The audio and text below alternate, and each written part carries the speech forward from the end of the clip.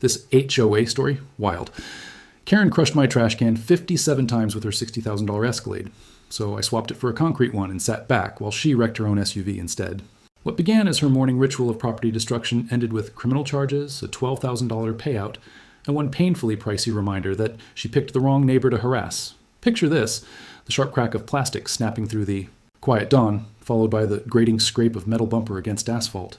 A pearl white Escalade tears away, leaving my garbage strewn like confetti all over the driveway. Again. But the thing about bullies? They never expect their target to fight back with solid, literal evidence. By the time this was over, that self-declared compliance officer had totaled her own car, uncovered a $47,000 embezzlement mess, and learned the hard truth. Some neighbors won't be scared off by clipboards and fake authority. Seriously, what would you do if your neighbor turned your property into her personal demolition derby every single morning? Drop a comment and tell me where you're watching from. I want to know if this HOA insanity is happening in your town too. Let me rewind and explain how it all began. I'm Marcus Holloway, 45. Been an electrician for 22 years. Recently divorced, fighting for shared custody of my two teenagers, Emma, 16, and Tyler, 14. We live in Pinewood Gardens, one of those cookie-cutter HOA communities in suburban Ohio, where lawns must be exactly 2.5 inches tall, and mailboxes only come in 3 approved shades. I bought the corner lot house 3 years back, right after signing the divorce papers. Thought it'd be a fresh start. Kids in good schools, their own rooms, safe neighborhood. What I didn't plan on was crossing paths with Brenda Whitmore, a 52-year-old widow who crowned herself the neighborhood's compliance officer. That role doesn't even exist in our HOA's bylaws, by the way. Brenda drives a pearl white Escalade bigger than most studio apartments. She moved in about 3 years ago after her husband passed. No kids, retired bank manager. She knows every HOA rule by heart and treats our dues like her private piggy bank. Since she's best friends with the HOA president, Gerald Thornfield, she's basically untouchable. Now, here's where geography matters. My corner lot requires trash pickup at the street every Tuesday morning. City ordinance says bins must sit within 3 feet of the curb, right where Brenda takes her daily power walk at exactly 6:15 a.m. The first time it happened was a September Tuesday, second week of school. I was getting the kids ready, coffee, brewing, garbage truck still 20 minutes off. Then, crack. The sound of plastic exploding like a gunshot. I ran outside to find my bin obliterated, trash sprayed across the driveway like someone set off a confetti bomb stuffed with banana peels and coffee grounds. Brenda sat in her Escalade, backing up, rolling down the window with this fake concern. "Oh dear," she said, voice dripping insincerity. "These streets are just so narrow. I hope you weren't too attached to that old thing." Old thing? I'd just bought it a week earlier, $23 at Home Depot. But I stayed calm, assumed it was an accident. Spent 20 minutes picking up soggy cereal boxes and coffee filters while the diesel smell hung in the air. Emma and Tyler stared from the window, mortified that their dad was on his hands and knees in pajamas. That first week, it happened 3 more times. Same drill, 6:15 sharp, the roar of her oversized engine, the sickening crunch, then silence as she drove off. By Friday, I was suspicious. By the next Tuesday, I knew it was deliberate. Mrs. Olivia, my elderly neighbor across the street, confirmed it. "She takes the long way on purpose," she told me in careful English. "Plenty of room on other side, but she drives close to your can every time." I tried talking to Brenda directly, caught her on one of her afternoon patrols. "Hey, about the trash can situation," but she cut me off with a sugary smile. "Marcus, I understand you're new to community living. These streets were designed for normal-sized vehicles, not oversized containers blocking traffic. Perhaps you should consider placement timing adjustments." Placement timing adjustments? Like there's some magical hour when trash pickup doesn't require the bin at the curb? That night, I dug into property rights, HOA bylaws, city codes, learned that trash cans set on the public right-of-way still count as personal property. And our HOA? No rules about timing or materials, just that bins can't be visible from the street, except on collection day. By the end of the month, I'd replaced 4 trash cans, $92 gone. The kids were stressed from the drama, and my custody evaluator was taking notes about neighborhood stability. Something had to change. That's when the smirk began. Brenda would lock eyes with me during her morning destruction runs, wearing this satisfied grin that said she knew exactly what she was doing. Game on. By mid-October, she escalated from smashing property to playing legal mind games. I came home from a job site to find a certified letter waiting, the kind that makes your stomach drop before you even tear it open. Thick paper, fresh ink, not some generic form letter. Improper trash receptacle placement, creating traffic hazard, it read, in polished legal jargon. Section 4.7.3, no obstruction of vehicular traffic patterns. Remedy deadline, 72 hours, or $50 daily fines. Clearly, she'd rushed this through while the board was still shaken from my documentation at the last meeting. Here's where my years of troubleshooting electrical codes came in handy. When things don't add up, you dig. That evening, I tore into municipal law like I was tracing a short circuit. 3 hours of cross-referencing city and county regulations later, I struck gold. The city ordinance clearly states that trash must be placed within 3 feet of the curb on collection day. More importantly, the HOA's authority ends at the Isave property line. They have zero power over public right-of-way. I recalled reading about a nearly identical case online. A homeowner in California beat their HOA with this very defense. I spent the weekend building my case like I was cramming for my electrical contractor's exam again. My Ring doorbell camera was positioned perfectly to capture the morning routine. $47 well spent for peace of mind. I even had a professional survey done, confirming that my bin placement followed every city rule. Mrs. Olivia agreed to sign a statement, though her hand shook a little as she wrote her name. "I don't want any problems," she murmured. "But this isn't fair." Meanwhile, Brenda had taken her crusade to social media, acting like the neighborhood prosecutor. She filled the Nextdoor app with posts accusing reckless homeowners of endangering kids and turning corners into death traps that forced careful drivers into oncoming traffic. The comment section exploded, her 3 loyal fans against a flood of neighbors who thought she'd completely lost it. Then came the move that showed just how desperate she'd become. A friend at City Hall, Dave, who works in the permits office and has teamed up with me on electrical jobs, called Tuesday morning with some news. The city had received 4 complaints about my so-called dangerous corner. Each one described different witnesses, but they were obviously written by the same person. All 4 were submitted within a 15-minute window at 2:47 a.m. That wasn't Marcus-level sleuthing. That was Brenda. Dave laughed on the phone. Either your neighborhood is packed with insomniacs who write exactly alike, or someone's pulling an all-nighter trying to take you down. By Thursday's board meeting, I had compiled a binder thick enough to choke a horse. The community center reeked of industrial carpet cleaner and decades of stale town meetings. 12 homeowners showed up, a record turnout that had President Thornfield fiddling nervously with his tie every half-minute. Brenda sat at the board table in a navy blazer, screaming, "I'm serious business," but I caught the slight shake in her hand when she reached for her glass of water. She already knew what was coming. When the agenda moved to old business, I stood up with my folder. I'd like to discuss the violation notice regarding trash can placement. The fluorescent lights buzzed overhead as silence fell across the room. I read the ordinance aloud, word for word, then presented my survey results showing I was in full compliance. The final blow was casually noting my consultation with Amanda Sterling, a property rights lawyer who had handled countless HOA disputes. She found the pattern of selective enforcement very interesting, I added, and Brenda's face drained of color.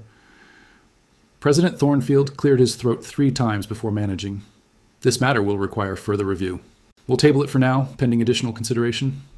Translation? They had nothing, and everyone knew it. But Brenda wasn't finished. As we left, she cornered me under the buzzing security lights in the parking lot. That's when her mask came off. "You think you're so clever?" she spat, her voice sharp enough for the dozen neighbors still chatting nearby to catch every word. "People like you move into good neighborhoods thinking the rules don't apply to you? Let me tell you something. They do. And this is only the start." Mrs. Rodriguez from Maple Street actually gasped. Jim Torres, the maintenance man, suddenly found his keys very interesting. The racist undertone lingered in the heavy October air, thick and undeniable like smoke drifting from a fire. My phone, resting casually in my shirt pocket, caught every toxic word. That night, Emma wanted to know why the mean woman hated us so much. Tyler asked if this meant we'd have to move again. I tucked them both into bed, assuring them everything would be fine. But privately, I was already tallying up the costs of this fight. 3 replacement trash cans, 14 hours of paperwork, and attorney fees that kept climbing. Yet something in the neighborhood had shifted. Other homeowners were starting to whisper about the board's overreach, raising uncomfortable questions about rules being enforced selectively. Brenda's meltdown in the parking lot had exposed what many had long suspected. This was never about traffic safety or community standards. It was about control, power, and putting people she didn't approve of in their place. The next morning made that clearer. Instead of her usual aggressive charge, Brenda crept past my trash can at a snail's pace, eyeing it like a general mapping out the next strike. Her tactics were changing, and that meant bigger trouble ahead. November slammed into Pinewood Gardens like an icy backhand, and Brenda retaliated even harder. While I was busy congratulating myself for winning the first round, she had been turning every forgotten HOA bylaw into a weapon. She must have spent weeks combing through the community handbook like a prosecutor piecing together a racketeering case. The attacks came in waves. First, a violation notice about my grass, which at 2.75 inches exceeded the 2.5-inch limit by a scandalous quarter-inch. Then came the mailbox, its once heritage blue paint now faded to what she deemed an unauthorized shade of weathered navy. At last, 3 minuscule tears in my window screens, barely visible without a magnifying glass. Each one came with a $50 fine and a 10-day deadline to pay. The kicker? I burned an entire Saturday afternoon roaming the neighborhood with a tape measure and camera, documenting the very same violations on 14 other houses. Gerald Thornfield's grass stretched nearly 3 inches high. Mrs. Patterson's mailbox had faded to a shade identical to mine. Half the homes on Maple Street still bore screen damage from last summer's hailstorm. Yet somehow, only my property got cited. While Brenda played the role of bylaw cop, I was sitting with Dale Kowalski at the contractor desk in Home Depot, sipping coffee. Dale's been in concrete for 23 years, and when I mentioned my trash can saga, his weather-creased face cracked into a grin. "You know," he said, stirring sugar with a paint stick, "city code doesn't say a word about what your trash bin has to be made of. Plastic, steel, concrete, doesn't matter. As long as it holds garbage and meets the size requirements, you're covered." That little comment planted the seed for what became Brenda's biggest headache. 60 pounds of concrete mix, reinforced with steel rebar, tucked inside a modified plastic shell. Total cost, $47 compared to the $350 in mounting fines and new bins she was trying to push on me. But first, I had to address her harassment. Tuesday night, I assembled a full set of photos cataloging every identical violation in our neighborhood. By Wednesday morning, I had filed a formal complaint with the HOA board over selective discriminatory enforcement. Here's something 2 decades of electrical permit work taught me. Bureaucrats hate it when you weaponize their own systems. My complaint cornered the board into either enforcing rules across the board or openly admitting they were singling me out. Neither option helped Brenda. The real twist came when I dug into her violation history. In the past year, she had issued 67 citations. 49 were aimed at single parents, seniors, or minority families. Just 18 went to married couples or longtime residents. The bias was so blatant it practically begged for a lawsuit. I'd read enough about Fair Housing Act cases to know HOA discrimination can trigger federal probes. The thought of Brenda explaining her citation record to a civil rights lawyer gave me my first genuine smile in weeks. By Friday afternoon, I launched my weekend project. Emma and Tyler thought it was hilarious, helping me mix concrete in the garage while classic rock played from my paint-spattered radio. The sharp alkaline smell of curing cement took me back 30 years to pouring a basement floor with my dad. Memories of permanence in the making. The design was simple, yet clever. A hollow base for stability, drainage holes to keep it functional. The outside molded to look like any other can on the block. From the street, you'd never know. Inside, 60 pounds of steel-reinforced concrete waited to teach Brenda a hard lesson in physics. Come Monday, I set the new can exactly where it always stood. At 6:15 sharp, the rumble of Brenda's oversized engine rolled down the street. Only this time, her approach was cautious. She must have sensed something, though the can looked exactly the same. The first hit came around 15 miles per hour, her usual speed. But instead of the brittle crunch of shattering plastic, there was a solid thunk, followed by the shriek of metal grinding concrete. Her Escalade's running board folded like tin foil, while my can stood there, looking almost insulted. From my kitchen window, coffee warm in my hands, I watched her sit frozen in the driver's seat for half a minute. Then she revved and tried again from a new angle. Same result. Her SUV took more damage, my can remained unscathed. The brilliance of it all was its legitimacy. No city rules violated, no HOA guidelines broken, just a homeowner upgrading materials. If she kept ramming it, that was her insurance company's problem.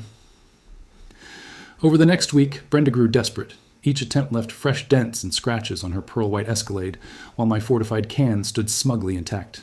The irony was too good. Her weapon was destroying itself. By Friday, her SUV had racked up nearly $800 in damage. My can? Just a few scuffs that made it blend in better. The gossip mill lit up. For once, Brenda wasn't steering the story. By mid-November, she had spiraled from nosy enforcer into an amateur detective. She was obsessed. I'd see her dented Escalade creeping past my house at odd hours like some suburban stalker. The first real sign of her investigation came. One Tuesday when Mrs. Olivia phoned, her voice hushed. "Marcus, she was in your driveway last night with a flashlight and some sort of scale. I watched from my bedroom. She was trying to weigh your trash can." The image made me laugh out loud. Brenda, probably in her blazer and sensible shoes, sneaking around my driveway at midnight, balancing a bin on a bathroom scale. The woman needed a hobby that didn't involve trespassing. Her sleuthing only escalated.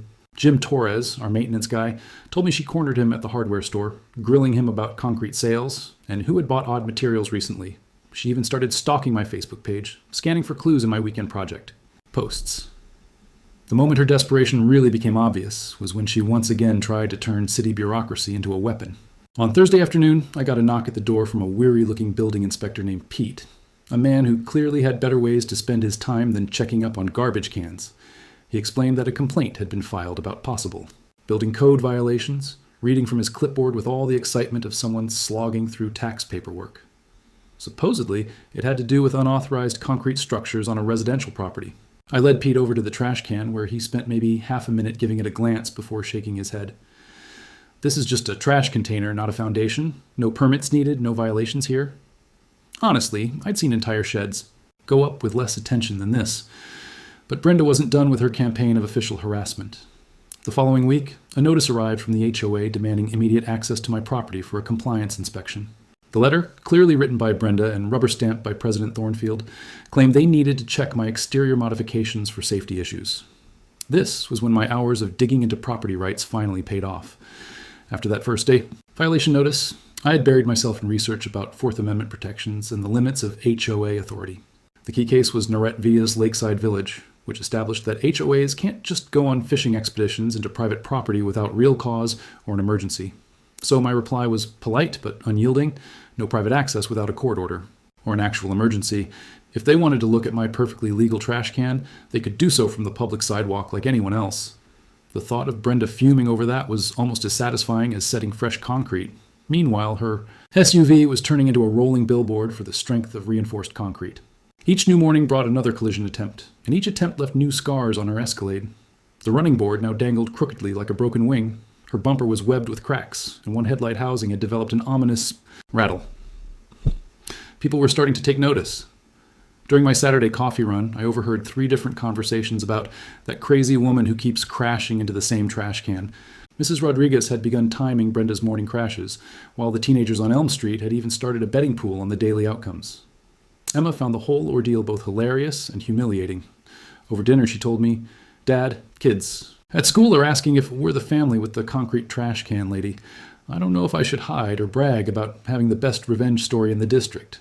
Tyler, ever the practical one, asked if we could sell tickets to the spectacle. "Seriously, Dad, $5 a seat and we could pay for my college just from neighbors wanting front row seats to the demolition derby." The real turning point came when Patricia Lopez, the only sane voice on the board, pulled me aside after a neighborhood event. Standing near the coffee station, she spoke in a low voice that changed everything. "Marcus, you should know Brenda's been having private talks with Gerald about expanding enforcement powers. She's pushing for the board to authorize property inspections, material restrictions, even background checks on contractors for homeowner projects. But Patricia's biggest bombshell was financial. She's also been pushing for maintenance. Contracts with a company I've never heard of. Every time the budget comes up, she's got detailed proposals ready, like she's been planning this for months." That night, I began a very different sort of investigation. If Brenda was this obsessed with controlling neighborhood projects and pushing certain contractors, maybe it wasn't just about authority. Maybe it was about money. Public records are a goldmine when you know where to dig, and municipal contract databases can reveal a lot about who's getting paid. By Sunday night, I had uncovered something that made her vendetta against my trash can seem trivial. Brenda Whitmore wasn't just a meddling control freak with too much spare time. She was running a racket. My concrete barricade had unintentionally put her whole scheme at risk. Sunday nights used to be reserved for helping Emma with history essays or Tyler with algebra. But that evening, I was knee-deep in the city's public contract database, chasing the lead Patricia had planted in my head. I began with a simple search for business registrations connected to the name Whitmore. What I found made me set my coffee down and stare harder at the screen. Whitmore Construction LLC, created just 6 months earlier, with Brenda listed as 40% owner and her husband Richard as president. The timing made my stomach turn. Company formed in May, first HOA maintenance contract bid in July, and her harassment campaign against me starting in early September. The connections drew themselves with surgical clarity. I spent the next 2 hours digging deeper into records, uncovering details that would make a forensic accountant jump for joy. Over just 4 months, Whitmore Construction had secured 7 different maintenance contracts from our HOA. Everything from landscape edging to sidewalk repairs, community center fixes, playground upkeep, totaling $23,400, but the real giveaway was in the bidding. On every contract, Whitmore Construction underbid the competition by exactly $50 to $100, just enough to ensure selection without raising suspicion. It was like watching someone play poker with marked cards, technically within the rules, but blatantly rigged. What really sent my electrician's brain into high gear was this. Brenda had personally voted yes on every one of those contracts. 7 votes, 7 approvals, 7 payouts, each one benefiting her family business. The conflict of interest was so obvious it might as well have been outlined in flashing lights. I recalled my earlier research into fiduciary duty violations. Board members are legally bound to disclose any financial stake in contracts. Failing to do so breaks state nonprofit corporation law and exposes them to both civil lawsuits and criminal fraud charges. And the proof? It was sitting right there in digital black and white. Business registration forms, HOA meeting minutes, contract award records, and bank deposit slips from the association's monthly statements. Brenda was funneling community dues into her family's bank account, all under the cover of her board seat. But the timeline made it even worse. My first polite exchange with her about the trash cans, September 15th, my first questions about the maintenance budget. At the September 3rd board meeting, which meant she launched her harassment campaign, just 12 days after I innocently asked why repairs were costing so much. That trash can wasn't blocking her morning power walks. It was shielding evidence of organized theft from 127 homeowners. The scope of her violations made my head swim. Civil liability for mismanaging funds, criminal exposure for fraud, automatic removal from the board once the conflict of interest was proven. This had gone far beyond property disputes. It was corruption, embezzlement, and a woman so desperate to cover her tracks that she resorted to psychological warfare against anyone who threatened her scheme. I printed everything, uploaded digital copies to 3 separate cloud accounts, and immediately sent the full file to attorney Amanda Sterling with a note. Urgent review requested. Possible criminal implications. The entire power dynamic had shifted. Brenda thought she was battling some divorced electrician over a trash can. What she was actually up against was the exposure of a fraud operation that could bankrupt her family and land her in federal prison. That Tuesday morning, I stood at my kitchen window watching her attempt another collision with my concrete barrier. Her Escalade now carried over $200 in damage, while my trash can remained solid, like a monument to her foolishness. But for the first time since this ordeal began, I wasn't focused on trash cans, HOA rules, or her morning demolition derbies. My mind was on justice, protecting the community, and the satisfaction of watching a bully discover that sometimes their victims bite back harder. The real battle was just beginning. That Tuesday evening, my garage transformed from a hobby workshop into a war room that could rival something out of the Pentagon. I cleared the benches, unfolded tables, and set up 5 mismatched chairs in a circle around an evidence board I'd built with construction paper and red string, straight out of a crime thriller. By 7 p.m., sharp, the core team arrived. Mrs. Olivia came first, gripping a thermos of jasmine tea, her face a mix of nerves and determination. Jim Torres followed in his maintenance uniform, tool belt rattling as he walked. Patricia Lopez showed up with a pile of HOA financial documents, borrowed from the board files. And last came Dale Kowalski, grinning and carrying a box of donuts, like we were planning a surprise party instead of unmasking municipal corruption. All right, I said, taping the final timeline chart on the garage wall. Here's what we've got. The evidence spread across the wall looked like it belonged to a federal case. $23,000 in questionable contracts, 7 conflict of interest violations, 47 harassment incidents, and 1 increasingly battered Escalade serving as rolling proof of Brenda's unraveling sanity. Patricia let out a low whistle as she studied the numbers. I knew something felt off about those contracts, but I never guessed it was this systematic. Every time I asked questions, Brenda had rehearsed explanations ready to shut me down. Dale leaned over the vehicle photos with professional curiosity. That bumper's at least a $2,000 fix. And with the alignment shot, she'll chew through tires in no time. Your concrete cans are turning her SUV into a very expensive life lesson. For the next hour, we mapped out our attack plan. Jim would shadow Brenda's moves and document any retaliation. Mrs. Olivia would run a door-to-door campaign to rally the neighbors. Patricia would work inside the board, building momentum for a financial audit. Dale would act as our technical expert on construction-related evidence. The legal angle required precision. Amanda Sterling had already confirmed we had strong cases for harassment, financial fraud, and board misconduct. But she was clear. Timing would make all the difference. File too early, and Brenda might have a chance to cover her tracks. Wait too long, and she could finish the cover-up. I was certain she was orchestrating. From 22 years of solving electrical failures, I'd picked up one key lesson. Complicated problems demand multi-layered solutions. Battling HOA abuse with only property rights arguments was like swapping out a blown fuse while ignoring the short circuit causing it. You have to go after the entire system. Our strategy would strike from 4 angles at once: legal action through criminal complaints and civil suits, social pressure through grassroots organizing and petitions, political leverage through media coverage and city oversight, and financial scrutiny through audits and canceled contracts.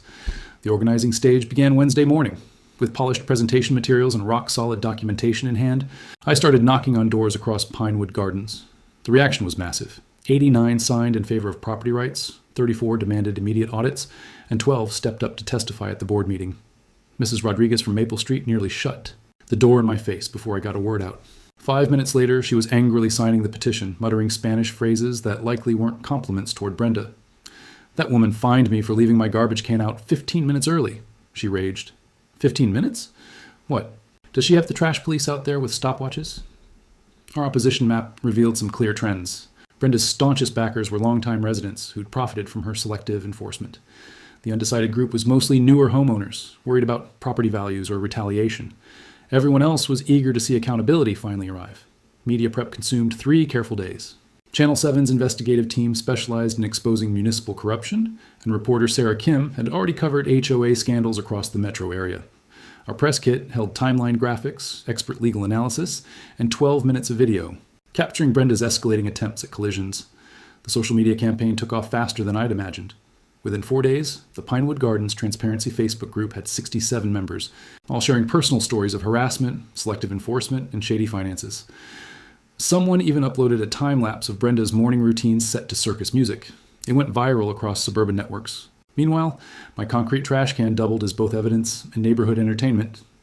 By Thursday morning, we hit collision attempt number 53, leaving one of her headlights dangling like a busted tooth.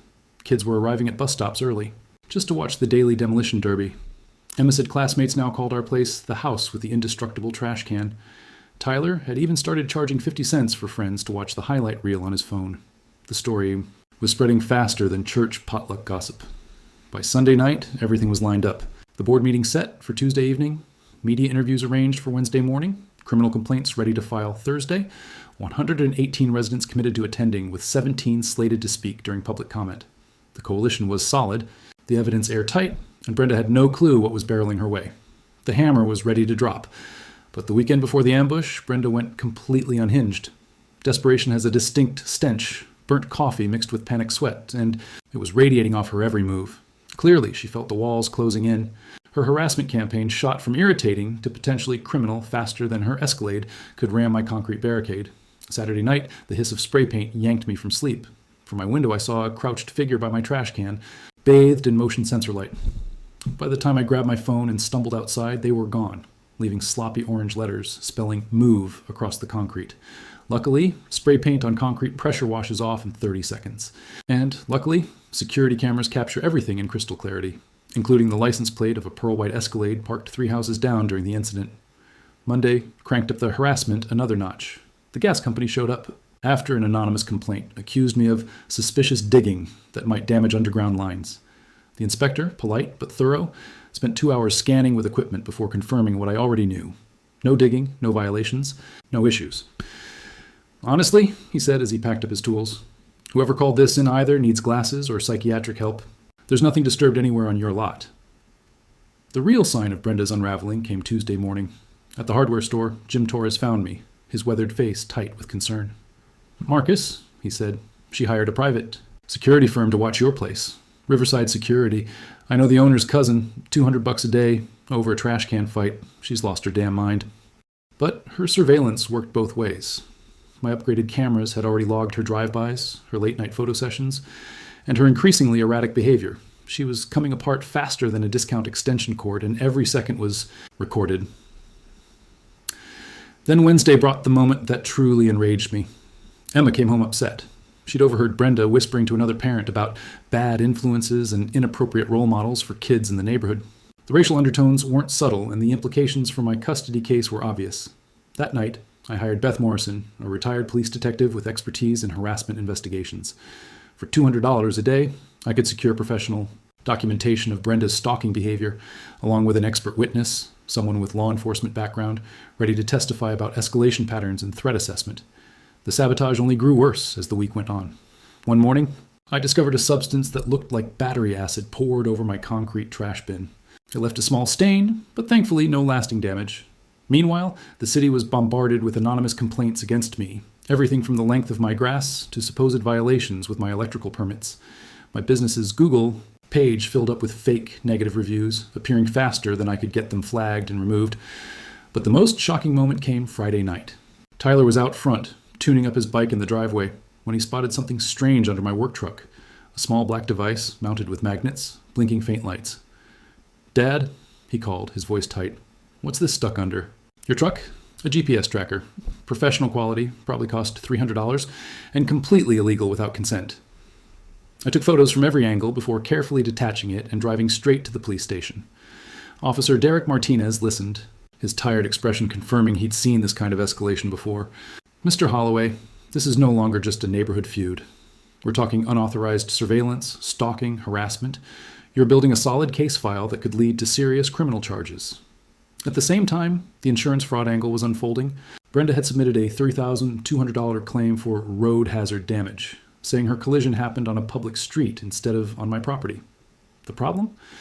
My Ring camera footage showed weeks of deliberate targeting of my trash bin from multiple angles. When State Farm's investigator scheduled the interview, I was prepared. I handed over a full package: 53 documented collisions, witness statements, a video compilation, and a professional damage assessment. The investigator didn't hesitate. "Ma'am, this isn't road hazard damage. This is intentional destruction of property with a high-value vehicle. The claim is denied, and we'll be forwarding this to our fraud division for criminal review." Meanwhile, community frustration was boiling over. Our neighborhood Facebook group had grown to 94 members, sharing their own stories about Brenda's antics. Mrs. Patterson said she'd been harassed over rose bushes. The Johnsons on Oak Street received citations for their kids' chalk art on the sidewalk. Even Gerald Thornfield was starting to quietly distance himself from her. Then came Saturday morning, collision attempt number 57. This time, Brenda's bumper came off entirely, leaving her scrambling to collect broken pieces from my driveway in her business clothes, while neighbors peeked from their windows. It would have been hilarious if it weren't so pitiful. By Sunday evening, my evidence package was finished. Criminal activity documented, witness statements notarized, financial fraud exposed. The community coalition united. Tuesday's board. Meeting wouldn't be a confrontation. It would be a public reckoning. Brenda just didn't realize it yet. But Monday morning, just 12 hours before the big showdown, she made her most desperate play. Gerald Thornfield called an emergency closed door session, citing escalating liability concerns and community safety risks. His voice on my voicemail sounded like gravel mixed with pure panic. Inside, 3 board members gathered in the community office, while HOA attorney Harold Masterson, billing $400 an hour, scrambled to assess how deep they were sinking. Through the blinds, I could see frantic gestures and Brenda waving papers like surrender flags. Patricia Lopez, who was inside, texted me live updates. "She's saying you made terrorist threats, asking for emergency powers to confiscate dangerous modifications." Harold looks like he'd rather be defending serial killers. The attempted cover-up was as sloppy as her car crashes. Someone had backdated conflict of interest disclosures for Whitmore Construction, but the email timestamps told the real story. You can't fake ethics compliance after the fact, especially when original contracts are recorded in public minutes. Meanwhile, the insurance probe was gaining momentum. Investigator Maria Santos subpoenaed HOA financial records, board minutes, and all correspondence between Brenda and the association's insurer. The paper trail was as subtle as a train wreck in slow motion. Then, Tuesday afternoon delivered the biggest shock yet. Richard Whitmore, Brenda's husband, called me directly. A move braver than I expected from a man watching his wife burn through their savings one crash at a time. "Marcus," he whispered, almost inaudible, "this has to stop. She spent toda $8,000 on lawyers, surveillance, car repairs. Our insurance was canceled. The business is losing contracts. Tell me, what would it take to make this end?" For a moment, I almost pitied him. Almost. "Richard," I said, "your wife stalked my family, vandalized my property, committed insurance fraud, and stole from 127 homeowners. This doesn't go away with an apology and a check." But the clearest sign of their desperation came just 2 hours before the meeting. Brenda filed for an emergency restraining order built entirely on forged evidence, fake voicemails, doctored photos, even witness statements from people who didn't exist.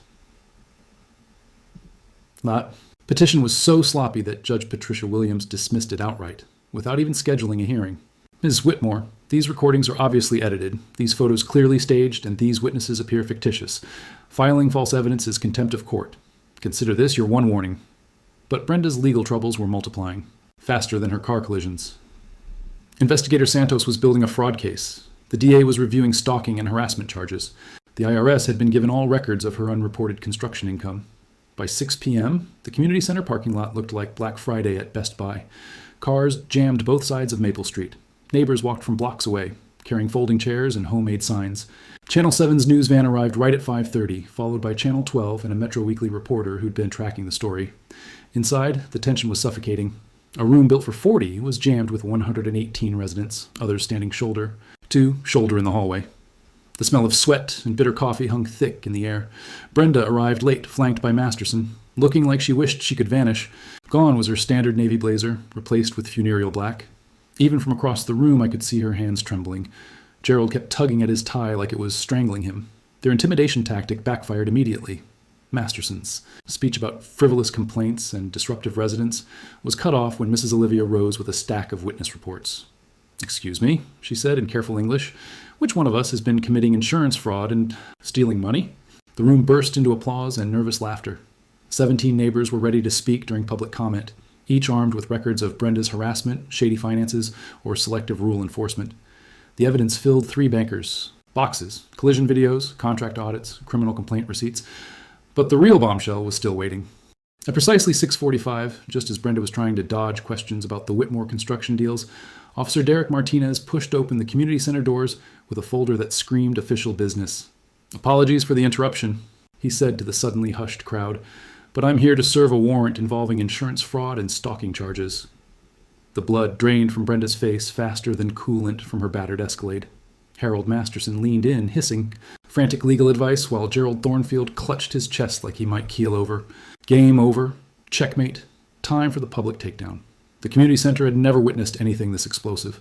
127 residents, every single homeowner in Pinewood Gardens, squeezed into a space built for maybe 40, plus 15 reporters setting up cameras like it was a presidential debate.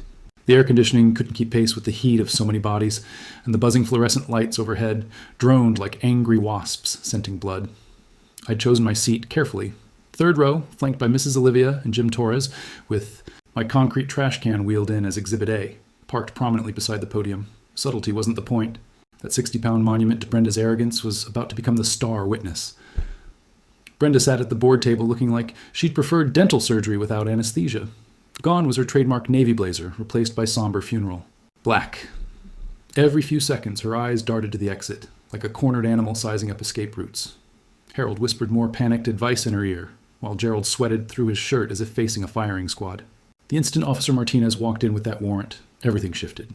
The silence was broken only by the whir of news cameras and the nervous tapping of Brenda's pen, a frantic rhythm that sounded like Morse code for "Help me, Gerald," finally croaked for order, his voice cracking like a teenager's. "We'll now hear public comments regarding community concerns." I rose immediately, presentation boards in hand, like a prosecutor addressing a jury. The room was so still, you could hear the faint hum of the exit sign. "Ladies and gentlemen," I began, my voice carrying across the packed hall, "this isn't about trash cans. It isn't about HOA bylaws or property values or neighborhood standards. This is about accountability, transparency, and stopping corruption before it rots our community." I laid out the evidence step by step. 57 recorded collision attempts, all caught in HD, the illegal GPS tracker hidden on my car, the spray paint vandalism captured by security cameras, the phony insurance claims that added up to felony fraud. But the knockout punch was the financial breakdown. With a borrowed projector, I displayed the contract records showing $23,400 siphoned directly from HOA dues into Brenda's family business account. "Every month," I told them, watching jaws drop, "you've been paying inflated fees to bankroll Mrs. Whitmore's construction company. 7 contracts, 7 undisclosed conflicts of interest, 7 violations of state nonprofit law." Next came the 12-minute highlight reel, Brenda's greatest hits set to the soundtrack. Of crunching bumpers and screeching metal, gasps and nervous laughter filled the air as her reckless attempts played out on screen. Then came the moment I'd rehearsed endlessly. Turning squarely toward her, I delivered it. "Mrs. Whitmore, you've blown $3,400 on attorneys, wrecked. A $60,000 SUV, committed insurance fraud, and stalked my family over a $23 trash can. But your real crime is the $47,000 you stole from this community through your construction company." The explosion was immediate. Neighbors who'd grumbled for months about rising dues suddenly connected the dots. Mrs. Rodriguez leapt up, shouting rapid-fire Spanish that clearly wasn't complimentary. The teenagers from Elm Street started clapping like it was a rock concert. And Brenda?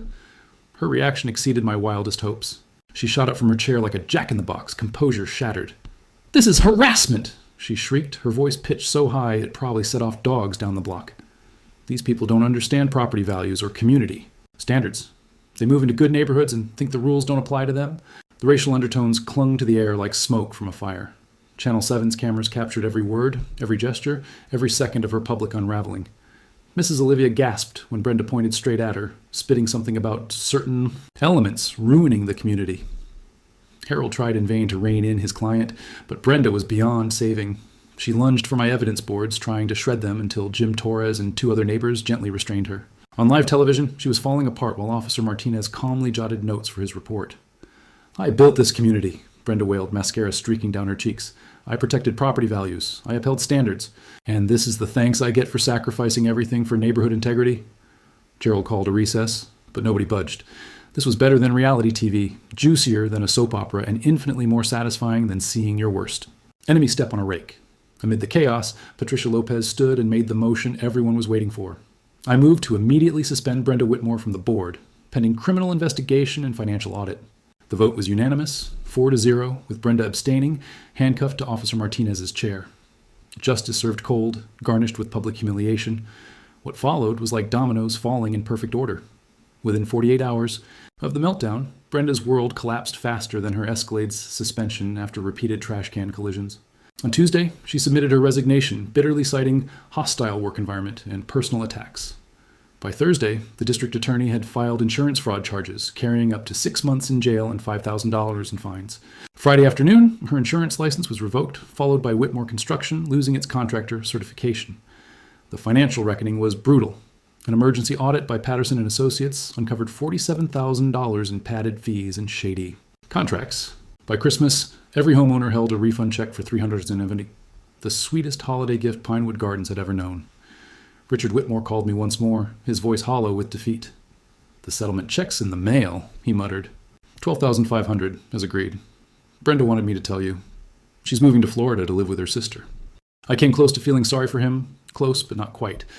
Then I remembered the GPS tracker, the phony insurance claims, and the endless harassment my family had suffered for months. Some lessons come at a steep price, and for him, this one took everything. The turnaround in leadership was nothing short of extraordinary. Patricia Lopez swept the special election for board president with unanimous support, running on promises of openness and genuine community involvement.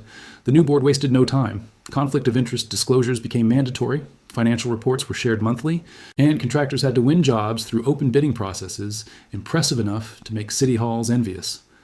Our first project under this reformed leadership was renovating the playground, funded entirely with money reclaimed from embezzlement. Watching Emma and Tyler sketch designs for new equipment beside neighbors who once whispered about our problem family was like emotional vindication wrapped in real progress. The legal ripple effects reached far beyond us. Holloway vs. Pinewood Gardens HOA ended up being cited in a dozen property rights cases across Ohio. Soon after, the state legislature passed the HOA Accountability Act, requiring disclosures and audits so rigorous that insurance investigators hailed it as the benchmark for local oversight. Channel 7's investigative series on the scandal earned a regional Emmy, and reporter Sarah Kim still calls me from time to time for my take on HOA reform bills. Meanwhile, the original collision videos racked up over 200,000 views on YouTube, sparking similar resistance efforts in neighborhoods from Toledo to Cincinnati. That concrete trash can of mine turned into a local legend. We moved it into the community center lobby as a permanent display, complete with a bronze plaque declaring Property Rights Protected 2023.